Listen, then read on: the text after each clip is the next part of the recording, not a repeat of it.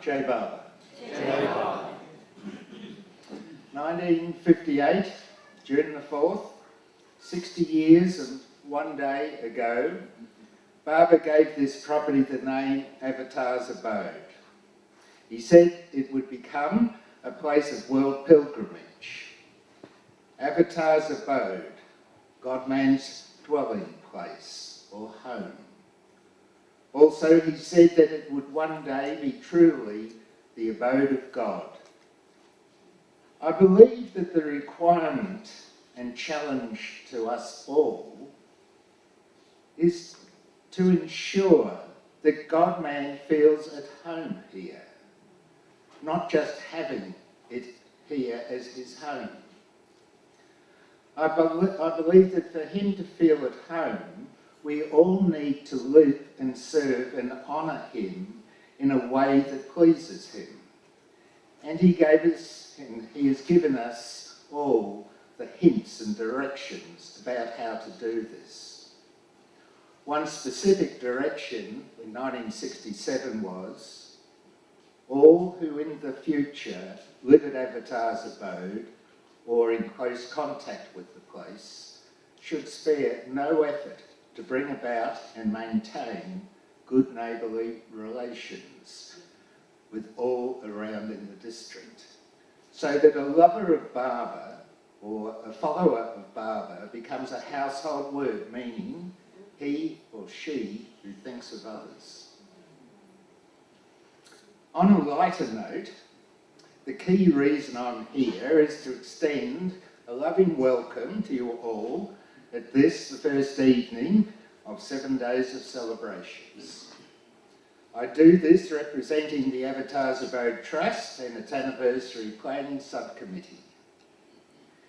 The Anniversary Committee has been meeting for 10 months. Francis Brotherson, in preparing this place for Barber and for Mundley, managed an extraordinary task in less than 4 months. But of course, he did not have committee and subcommittee meetings to attend and minutes to compile and read.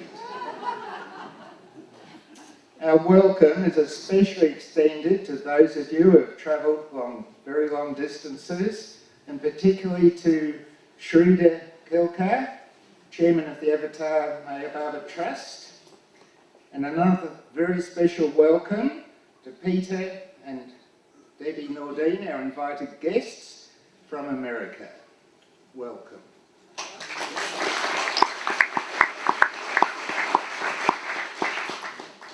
Assembled for this week, there is a huge talent pool of speakers and entertainers, and we sincerely trust that the presence of you all will add to the many treasured moments in the history of our anniversaries, celebrating our beloved service program here from the 3rd to the 6th of June 1958.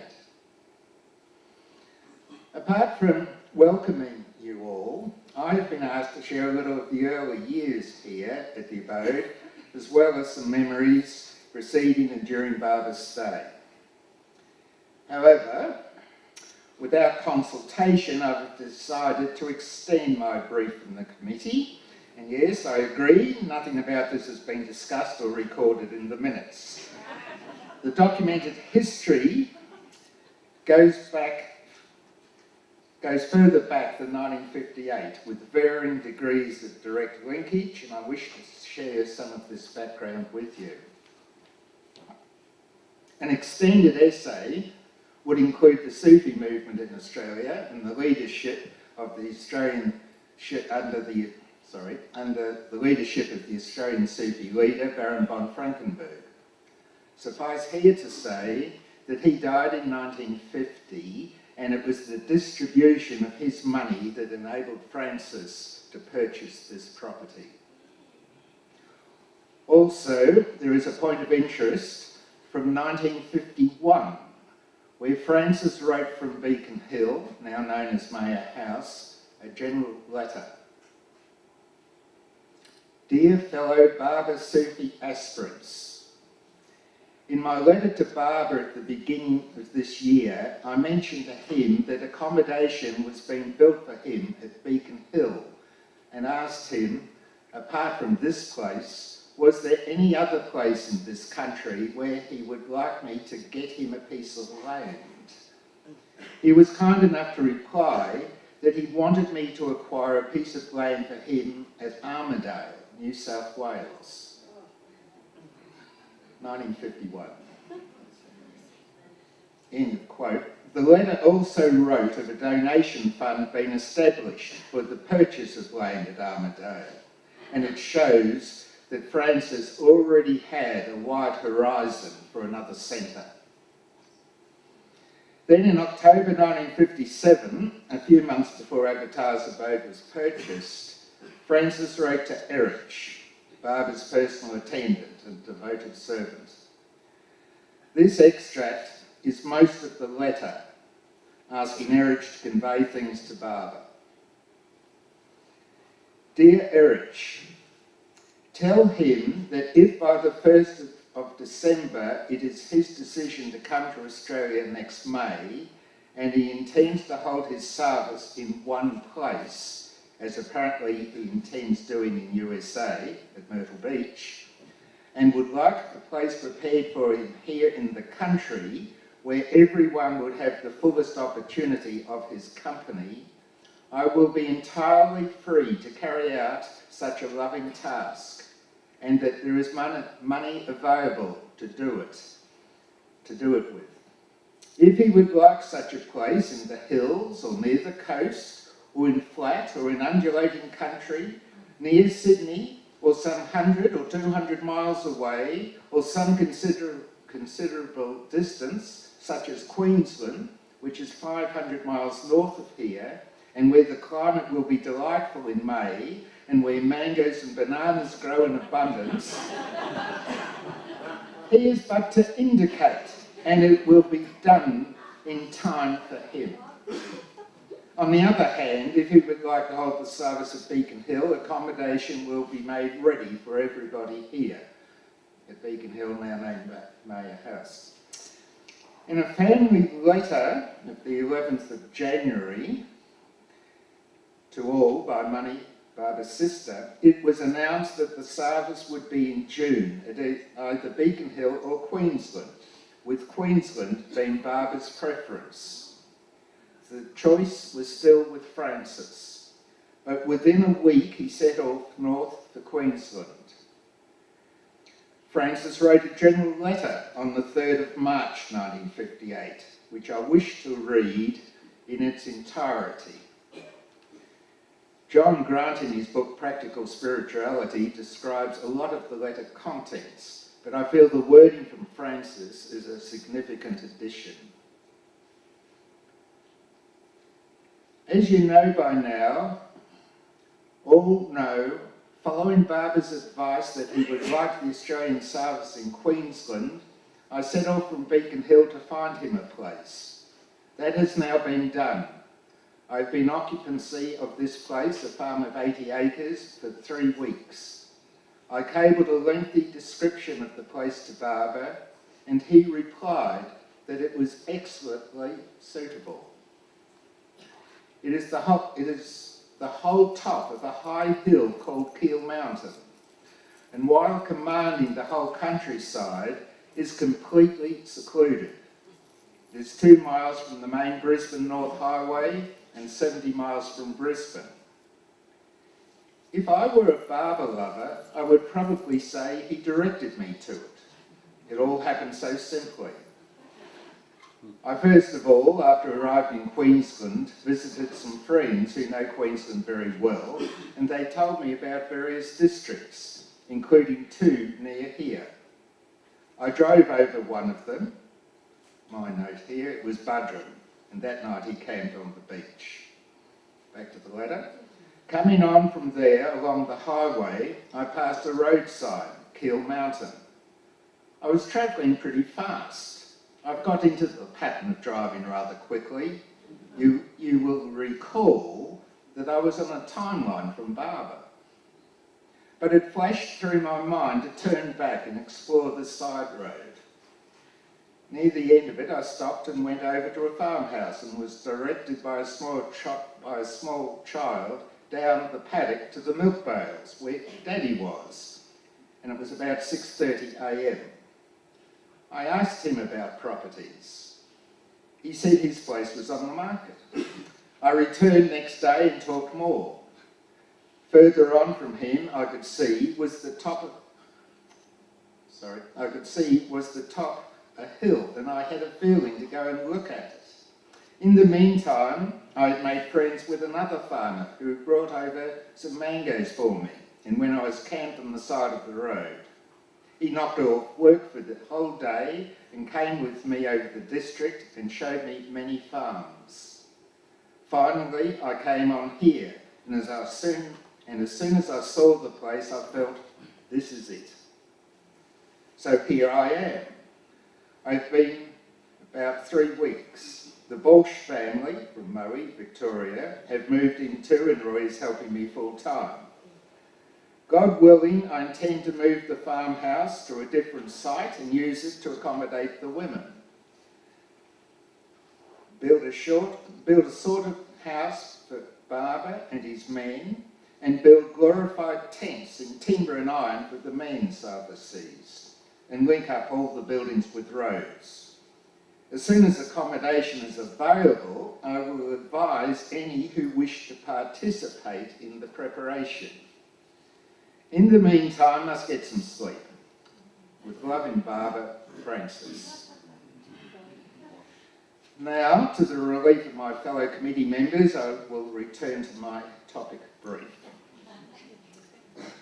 With my mother and father, Joan and John, and sister Joanna, I arrived here in early May from Melbourne.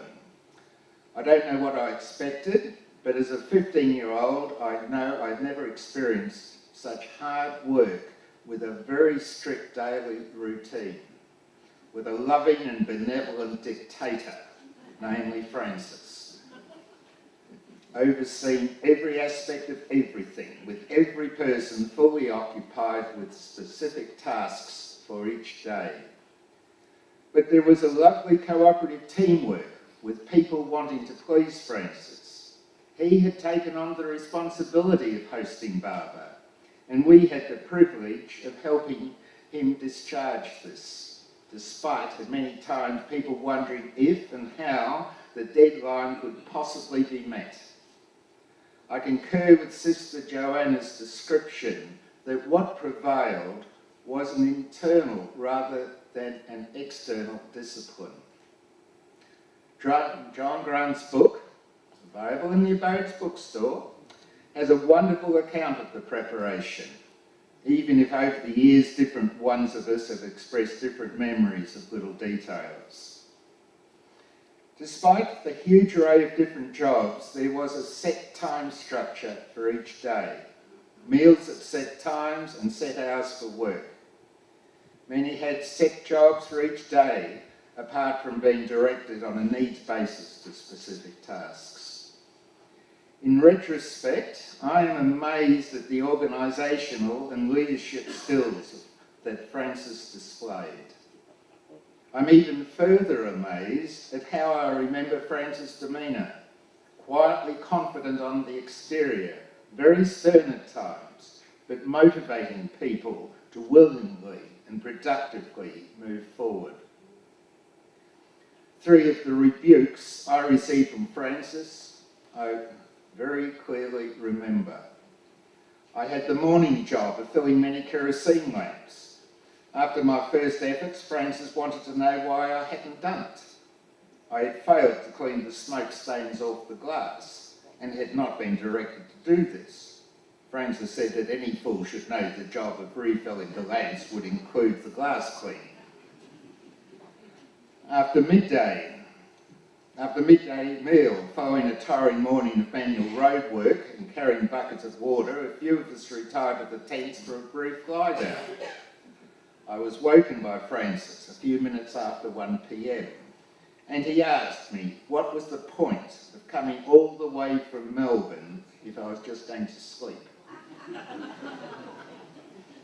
After word that Barber was now going to arrive 5 days earlier, Francis reassigned me away from the roads onto helping with Barber's house construction, which was the #1 priority.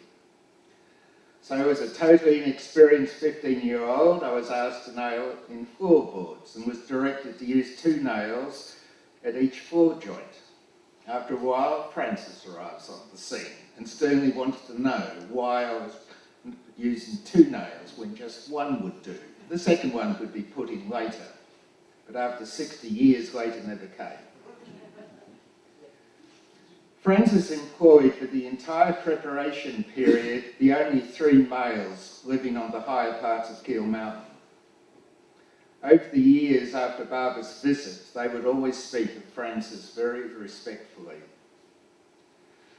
When reflecting on the preparation and service period with today and the contrast is rather extreme.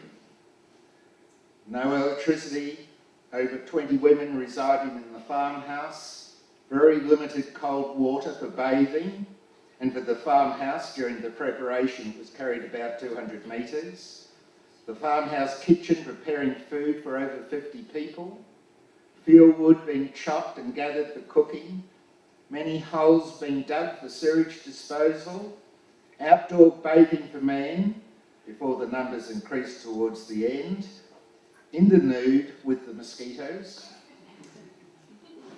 each evening in the fading light. Meals being taken to key workers in the last few days to save them time. The meeting hall being finished at night by an array of headlights from cars. The few words that for me that best sum up the preparation is what Barber said to his close ones on his return to India. He said of Francis, "What daring." The last afternoon before Barbara's arrival had Francis all spruced up to leave the property to greet him and accompany him back the next morning. Francis gave strict instructions that all preparatory work was to cease at 5 p.m, with dispensation to some to continue making curtains and cushions for his room.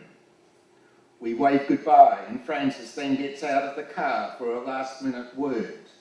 He requests that all the empty and scattered cement bags get gathered up and burnt. His parting words were that he knew we would all do our best. I felt his demeanour reflected both resignation and sincere appreciation to all for what had been achieved. I find it difficult to decide how to share something of my remembrance of Barbara being here for the 4 days.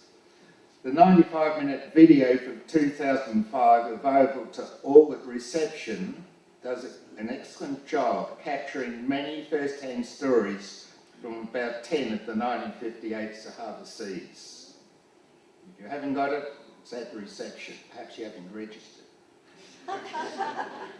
And again, I refer you for a very detailed account to our bookstore for Practical Spirituality by John Grant. On the morning of the 2nd day, Barbara gave private interviews.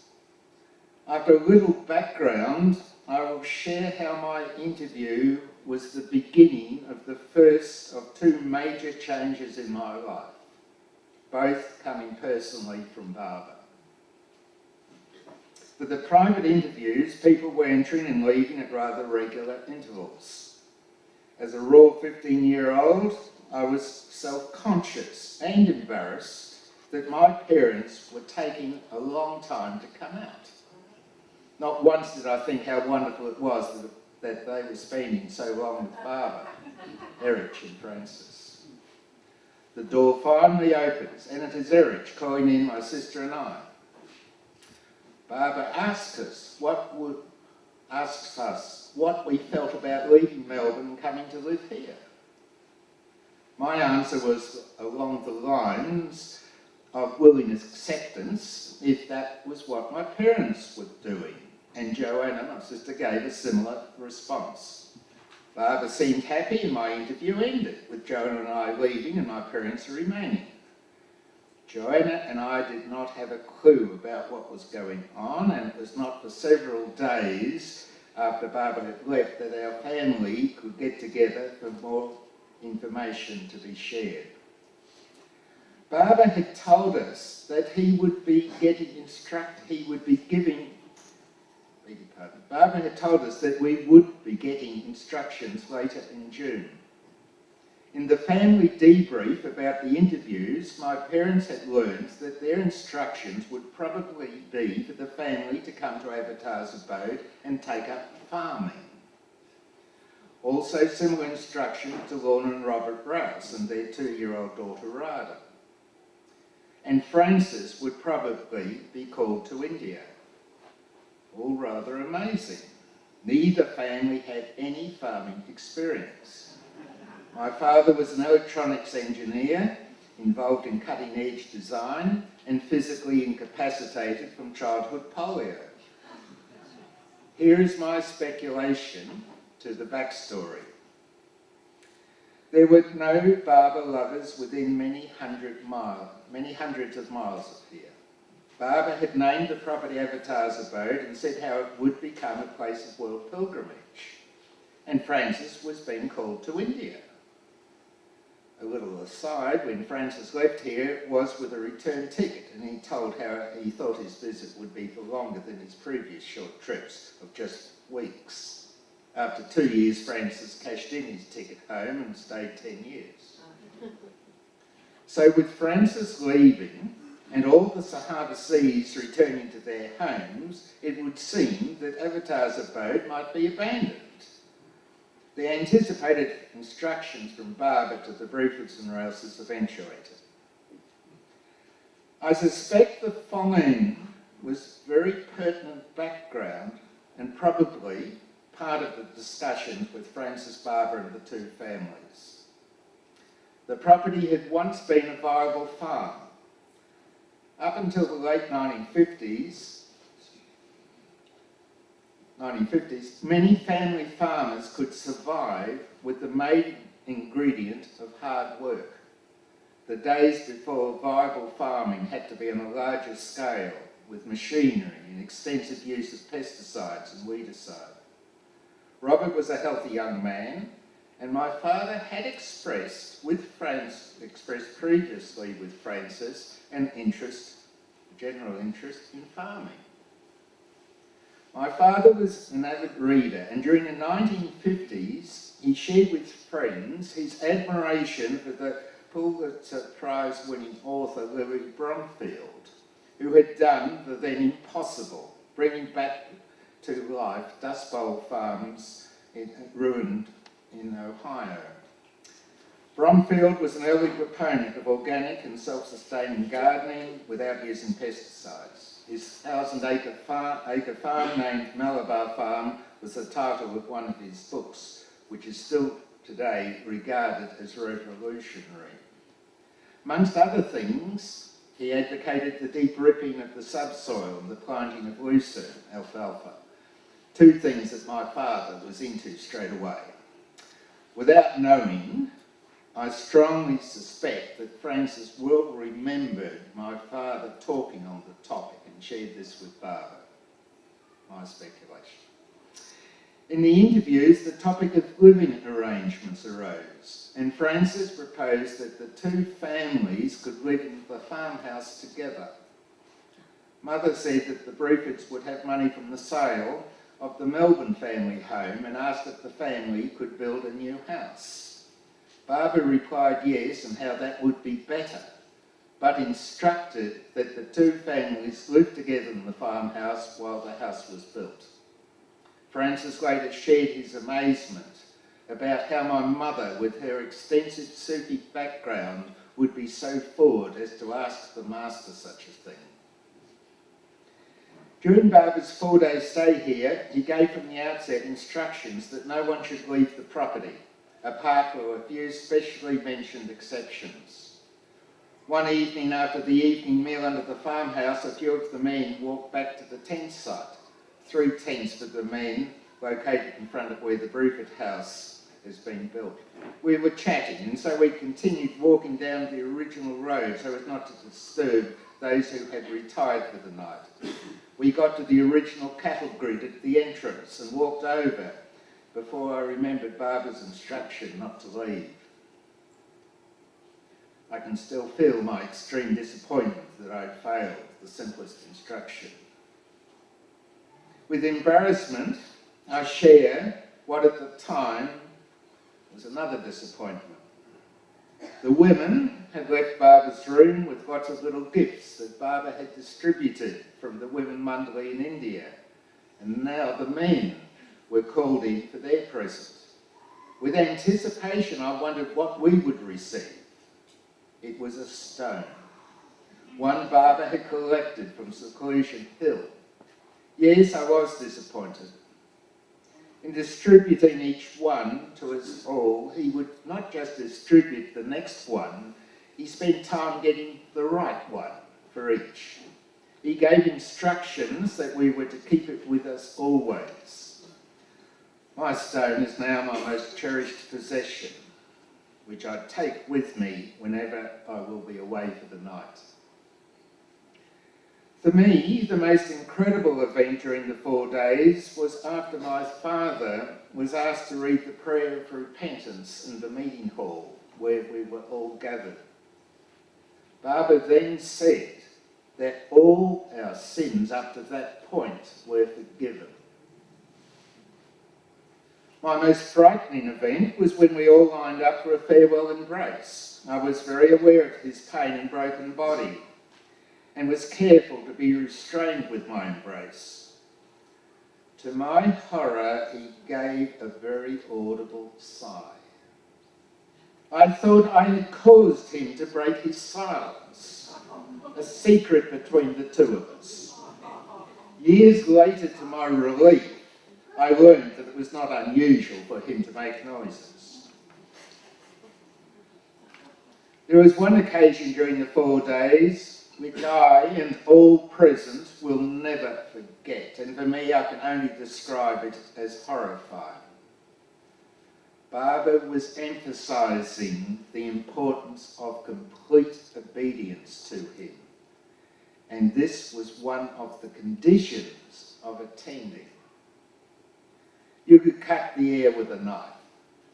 Different people in front of all were asked if they would be willing to do the most extreme and virtually impossible things. And then I was the focus. He asked me if I would be prepared to go to school naked. From a state of sheer terror, I somehow managed to see a distant light at the end of a very dark tunnel, and I went for it. I answered, "That would be difficult, Barbara." And he let the matter lie. With all the other extreme cases, Barbara succinctly communicated the concept of obedience, and he ended the exhausting topic saying that he would not actually ask people to do such extreme things. On a lighter note, when thinking of these times with Barbara, I endorse what many others have often said. I always felt completely welcome, and that he accepted everyone as they were. I thought he always knew I was there, and with the most inclusive way of quickly flashing his eyes around to all. It was always so natural, despite him orchestrating in short periods of the most incredible swings between very, very serious and being so family-like with relatively minor things. Over the last few months, several people, knowing I was going to share a talk, suggested I should include some details of memories I have of life here over the 10 years while Francis was away.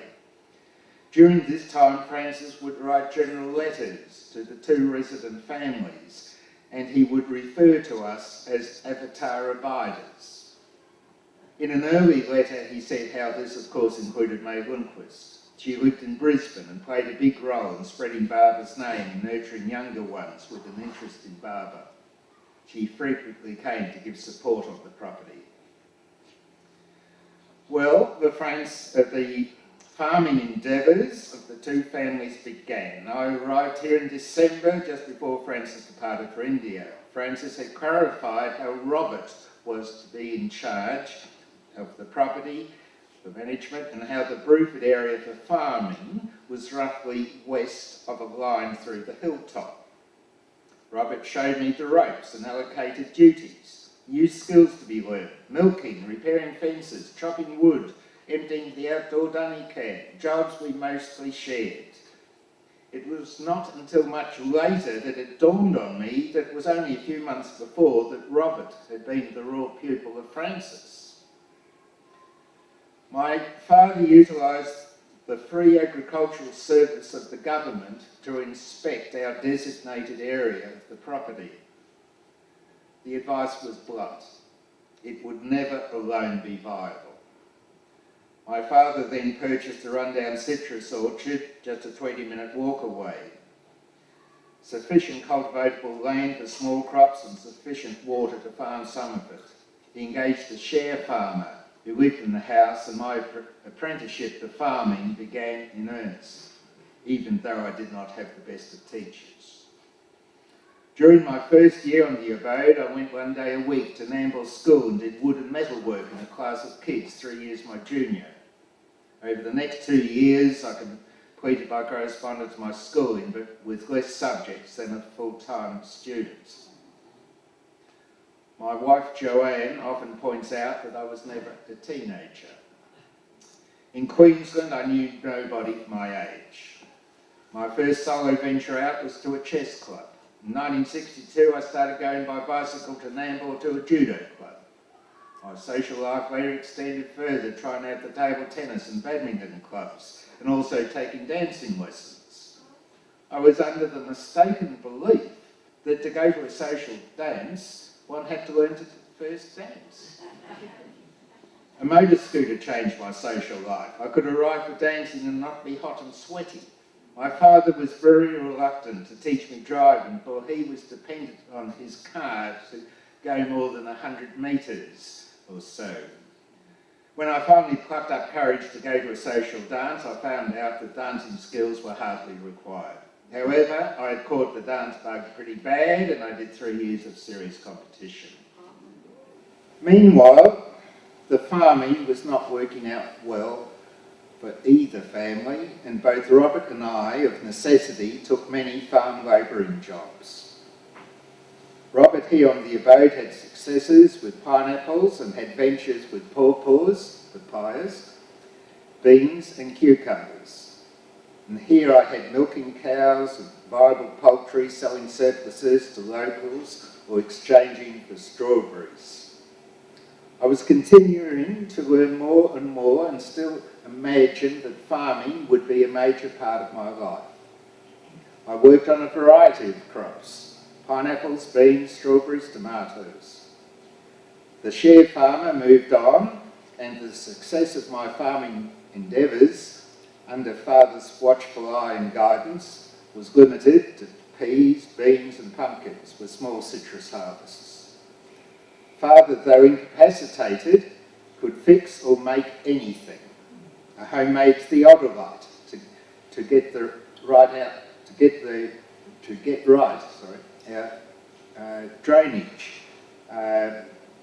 our drainage gradients, and a citrus cleaner with a size grader run off our motor scythe are just two examples.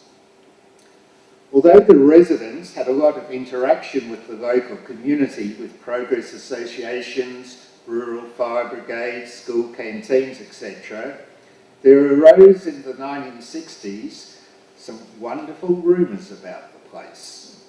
We learnt new information. Francis had gone to India to buy marble for a temple on the summit, and this place was a nudist colony. We were also transmitting to Russian submarines, and one of the locals that Francis employed here for the 1958 preparations assured us that he had been interviewed by ASIO, Australia's National Security Agency. But for me, there were many exasperations. I was not saving much money despite free board at home and a 50% of farm sales. Father was still under the influence of his author guru, Louis Bruford, and his organic farming. No pesticides and plenty of pests, with the organic remedies failing us. And so we lost many a crop. For people down on experience, to suddenly start organic farming was probably doomed to fail. My outside paid work was extended and included working for a builder, cutting sugar cane, and even a season on the sugar mill trains that hauled the cane. I used to correspond with Francis in India. He was my godfather, and I was named after his not-so-well first name of Bernard. One letter in 1962 berated me for something he thought I had or hadn't done. I've long forgotten. However, I was convinced that he had completely misunderstood what I had endeavoured to say, and I was determined that this situation would never arise again. I purchased a carbon copybook for all future letters. In 1965, two of my letters were rather long, and I shared with him many of my farming frustrations, together with the current status of all my varied recreational pursuits and outside jobs. The second of these letters led to the second of the two major changes in my life. The first I knew anything was afoot was a cable from Barbara. Francis later described how he had just finished reading the last of the 16 pages when the men at Morazad were summoned to the hall. And Barbara asked Francis if he had heard recently from any of the Australians. Yes, Barbara, a letter from Bernard. Through Erich, read it to me. Now, God is all-knowing, and we cannot hide. But if in advance I knew Barbara was going to hear the contents, I suspect I would have written the letter differently. The cable directed me to get myself qualified in a profession of my choice, and he would help me. The second of two major changes in my life, both dictated by Barbara, both directed by Barbara. Barbara's help came quickly. I was not qualified to begin tertiary studies, having passed insufficient entry subjects. My application to Brisbane University was rejected.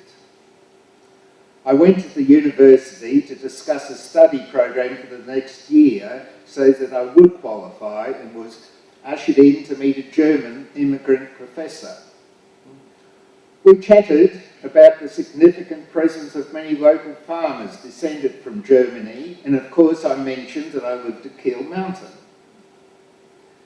Soon after, I received a letter to say the decision was reversed, and that the university was allowing me to begin at the start of the forthcoming year.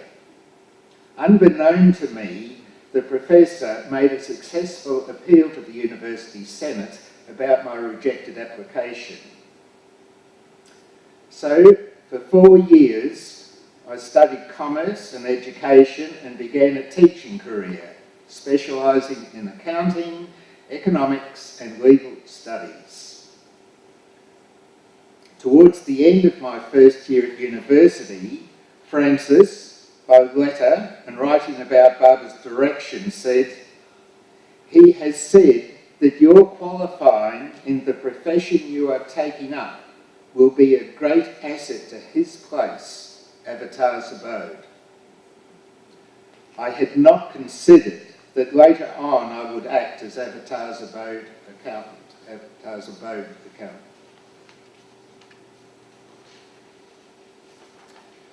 In the first week of teaching, I met a member of staff named Joanne.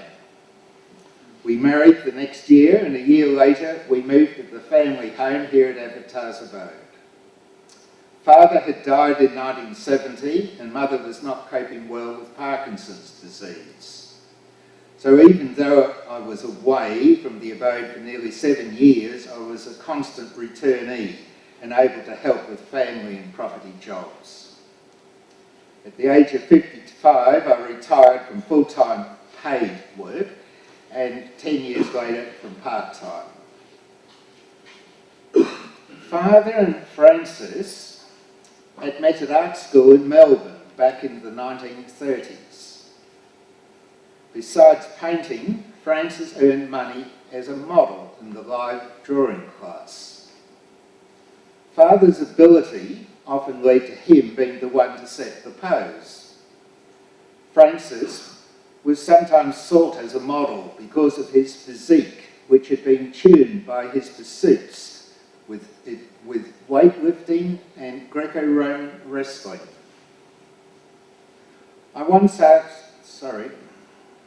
Together they explored different paths, which eventually took them both to Sufism. I once asked Father why he had given up art, which I gather he could have successfully pursued. His answer was that he realised that he had nothing to say. After the Rouse and Bruford family moved here, we would often together send a greeting card or cable to Barber to mark a special occasion, such as his birthday or a June anniversary. Sometimes this would involve Father's artistic talents. Around the time of the mid-60s, Father shared with me what I think he said at the time was his stupidity. He realised that he did have something to say and that he had not been saying it. He began sculpting in plaster of Paris busts of Barber, and he also did charcoal drawings of his face. Barber directed him to make art his life work, which he did till his death. In 1967, Bill LePage took to India a bust in plaster of Paris. Father regarded it as a work in progress report and asked for it to be returned, which Bill did. Bill shared this progress report with Barber, who cabled Father saying, "I, the perfect one, am very happy with your perfect work." A bronze copy of this is in the corner of Barber's bedroom at Morazad and was named by Sister Marnie as Aussie Barber. For Barber's birthday in 1968, Father sent a pen ink drawing of his face and Barber cabled back, "Your drawing of me made me kiss myself." Francis described that on receipt of it in his chair, he bent down to his hands holding the card and kissed it, something Francis had never seen before. A week before he died, he had put the last very little touches to a wet clay bust, which he had worked on solely for many months, and sadly said that he did not think he could ever do any better. A bronze copy of this is presently in Barber's house here on the Abode. A plaster of Paris copy of this piece is in the blue bus at Morazad and one in the Upper Moorabad Museum. If Francis was here, patiently having listened, I am confident he would again rebuke me.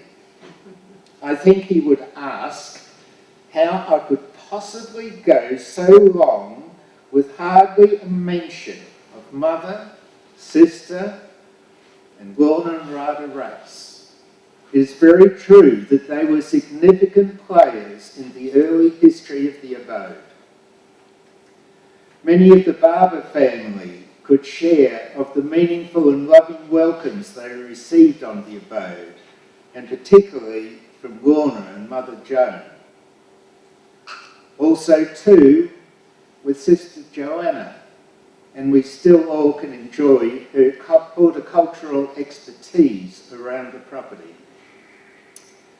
And another rebuke would be no mention of the growing numbers that came to the Abode in the late 1960s. and the incredible job Bill LePage did that contributed to this as he passionately endeavoured to tell Australia about Barbara. I sincerely wish to acknowledge the Indian Trust's Maribad Archives, and Jessie Mendick in particular, who in the last few months has supplied copies from their records of some of the material I have used. In my life, I've had the incredibly good fortune to have been in the company of Barbara. 1956, 58 and 1962. However, I'm sure that Francis would be pleased when I sincerely tell you that my most meaningful and intimate times I've shared with Barbara have been since he discarded his worn-out body.